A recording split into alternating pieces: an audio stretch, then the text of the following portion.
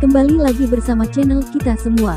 Jika Anda suka, jangan lupa komen, like dan subscribe, serta bila Anda berkenan. Selamat membaca dan mendengarkan. Perintah Kaisar Naga, Bab 38583860. Munai terkejut dan segera mengangkat tangannya, namun embun beku di lengannya tidak kunjung hilang. Natalie panik. Dia sedang berlatih keterampilan berbasis es. Dia kebal terhadap udara dingin seperti ini. Tepat ketika Natalie bingung, balok es besar itu mulai retak, dan akhirnya hancur total. Sosok Dev juga melonjak ke langit. Tinju cahaya suci. Seluruh tubuh Dev memancarkan cahaya keemasan, dan dia tampak seperti makhluk abadi emas yang besar. Bayangan besar dari tinjunya datang langsung ke arah Natalie. Munai terkejut dan secara naluriah ingin menghentikannya, namun lengannya membeku dan dia tidak bisa menggunakan tekniknya sama sekali. Ledakan. Pukulan ini menjatuhkan Natalie ke tanah. Aku akan membuatmu hebat, aku akan membuatmu hebat. Dev melayang di udara, dengan tanda tangan emas, dan meninju tubuh Natalie. Seluruh sekte janji suci bergetar, dan Natalie meraung dengan marah. Tuan Chen, Anda luar biasa. Melihat adegan ini, Lucy dan yang lainnya berteriak gembira. Wajah Zachas dan yang lainnya terkejut dan berkata dengan tidak percaya, ini di luar Nurul.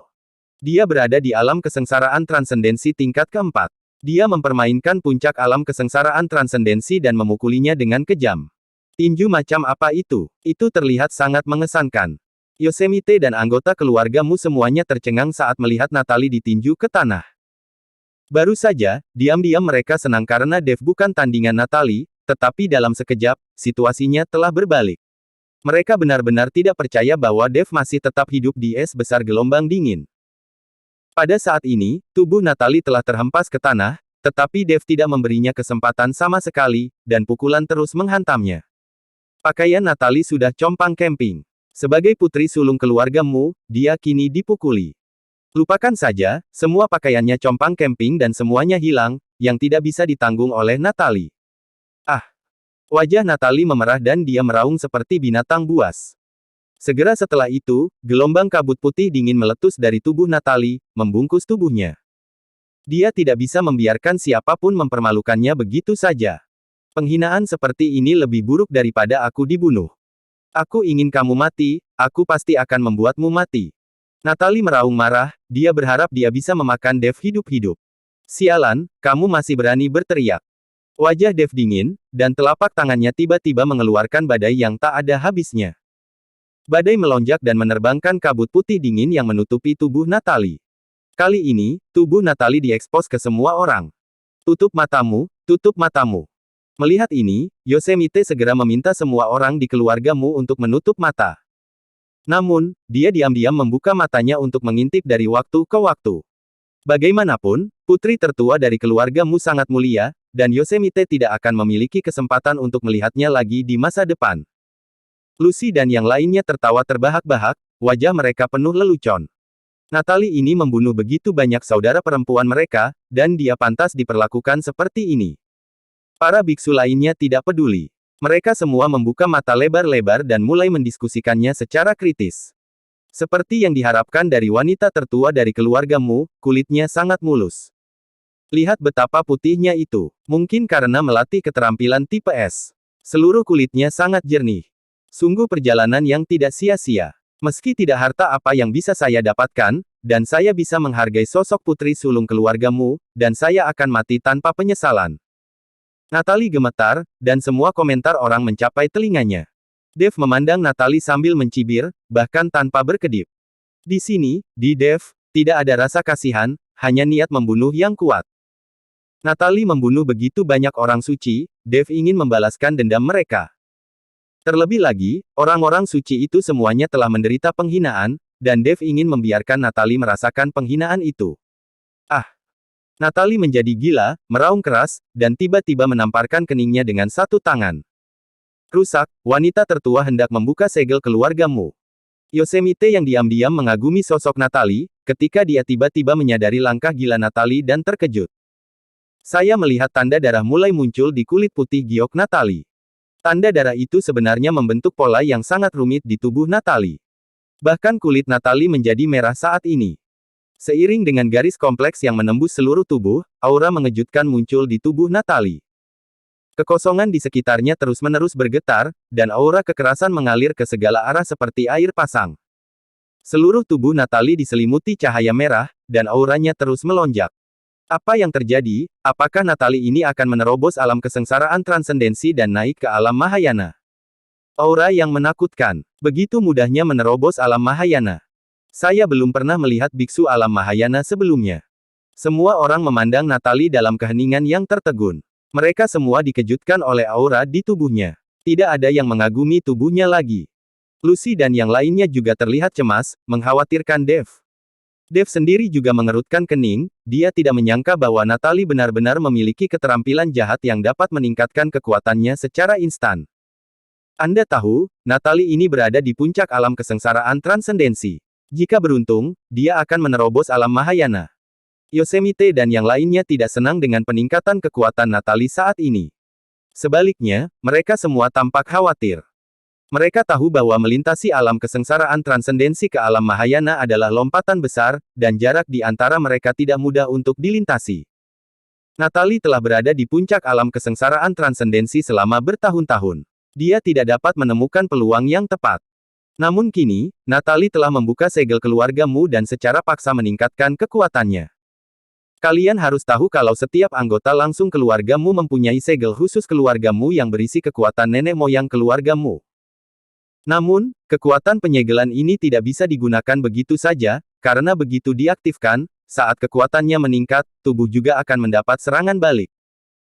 Paling buruk, jika kekuatannya stagnan, orang tersebut tidak akan pernah menjadi abadi. Paling buruk, jika dantiannya rusak, dia akan langsung menjadi orang yang tidak berguna. Tidak ada yang akan membuka segelnya kecuali benar-benar terpaksa. Sekarang Natalie belum berada di ujung tanduk, dan mereka masih memiliki Lucy dan yang lainnya sebagai alat tawar-menawar, jadi tidak perlu membuka segel sama sekali. Mungkin Natalie terlalu terstimulasi karena tubuh telanjangnya terekspos, dan dia tidak bisa mengendalikannya. Lagi pula, wanita paling menghargai tubuhnya, bagaimana mungkin dia tidak marah jika dilihat oleh semua orang? Aura di tubuh Natalie terus meningkat. Pada saat ini, kekuatan Natalie telah melampaui puncak alam kesengsaraan transendensi. Namun, tidak ada kesengsaraan guntur yang membombardirnya. Artinya, tubuh Natalie masih berada di puncak alam kesengsaraan transendensi, tetapi kekuatannya telah melampaui puncak alam kesengsaraan transendensi. Tuan, apa yang terjadi? Mengapa kesengsaraan guntur tidak terjadi? Seorang anggota keluarga Ouyang bertanya pada Zachas dengan bingung. Karena aura ini bukan milik Nona Mu. Seharusnya sejak awalnya dia memiliki aura kekuatan ini di tubuhnya. Jadi meskipun sekarang kekuatannya melebihi puncak alam kesengsaraan transendensi, itu tidak menarik kesengsaraan guntur. Jika tebakanku benar, kekuatannya tidak akan bertahan lama, dan pasti akan menimbulkan efek serangan balik. Peningkatan kekuatan fisik secara tiba-tiba yang melanggar hukum alam akan menimbulkan reaksi balik. Di dunia ini, kita harus mematuhi hukum. Inilah yang saya ajarkan kepada Anda. Anda harus berlatih secara terus-menerus dan bertahap. Jangan tidak sabar, oportunis, dan jangan gunakan berbagai keterampilan dan teknik jahat untuk meningkatkan kekuatanmu dalam waktu singkat. Karena itu pada akhirnya akan merugikan dirimu sendiri. Namun analisisnya memang benar. Kekuatan yang dimiliki Natalie saat ini tidak permanen dan perlahan akan hilang tak lama lagi. Mati. Natalie meraung, dan tubuhnya menghilang dalam sekejap. Dev mengerutkan kening dan pupil matanya tiba-tiba menyusut. Dia sangat cepat. Kekuatan alam Mahayana sungguh luar biasa. Langsung bertarung melawan alam Mahayana, maka dia memiliki ambisi lebih dari cukup tetapi energi tidak cukup.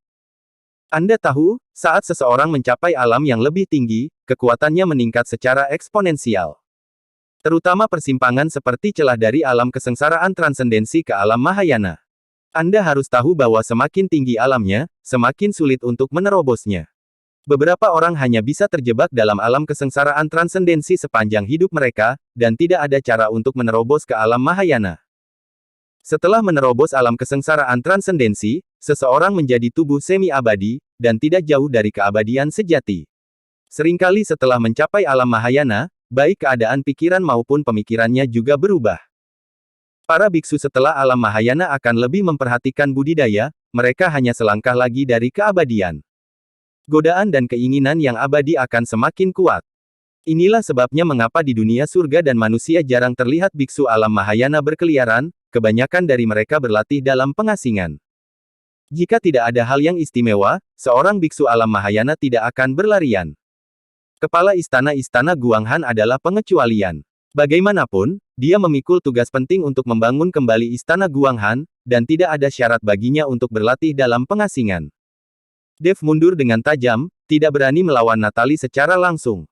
Jika lawan telah mencapai kekuatan alam Mahayana, Dev akan tetap sadar diri. Melihat Dev tidak berani mengambil tindakan dan terus mundur, Natali berkata dengan dingin, "Coba saya lihat kemana lagi kamu bisa melarikan diri." Untaian udara dingin putih yang tak terhitung jumlahnya langsung keluar dari sekitar tubuh Natali, langsung menuju ke arah Dev. Wajah Dev serius, dan dia melambaikan aliran api pamungkas, membentuk dinding api di depannya. Cara terbaik untuk menghadapi udara dingin ini adalah dengan api. Udara putih dingin terus menghantam dinding api, menimbulkan semburan suara menderu. Dev mengertakkan gigi dan terus mundur. Melihat ini, Natali berteriak keras, dan kabut dingin di tubuhnya muncrat lagi. Namun, kali ini kabut dingin yang keluar dari tubuh Natali ternyata berwarna-warni, bukan hanya putih. Semua orang kaget saat melihat pemandangan ini. Saya tidak mengerti bagaimana kabut yang sangat dingin ini bisa memiliki warna lain. Terutama Lucy dan lainnya, mereka belum pernah melihat kabut dingin berwarna-warni.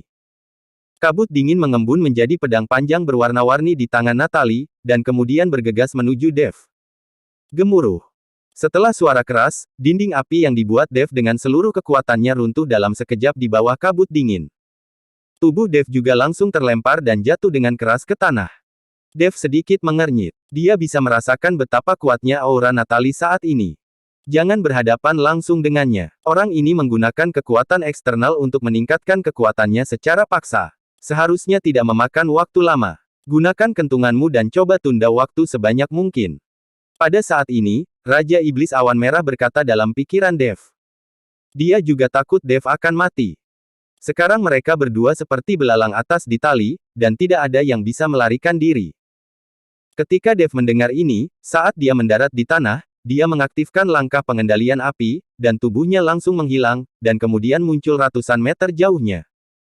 Melihat ini, Natali sekali lagi mengendalikan kabut dingin berwarna-warni dan bergegas menuju Dev. Bersambung.